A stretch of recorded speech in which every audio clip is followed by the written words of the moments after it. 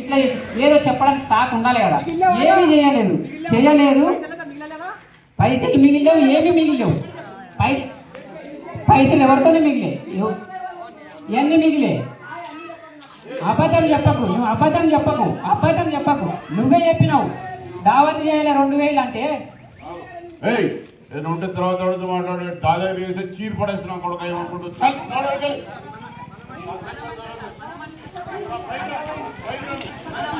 పైకి రాను. నేను మాట్లాడుతున్నది రా, పైకి రా. నేను మాట్లాడుతా, పైకి రా.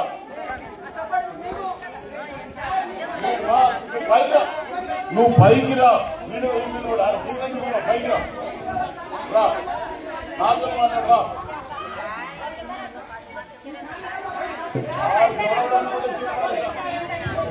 టీఆర్ఎస్ అయితే తీర్పడి నాడితే కాలు మొక్తా. ఆయన చేసే ఓటు లేదు.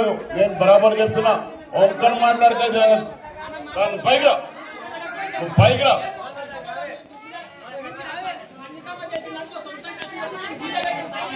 రా. నువ్వు పైకి రా.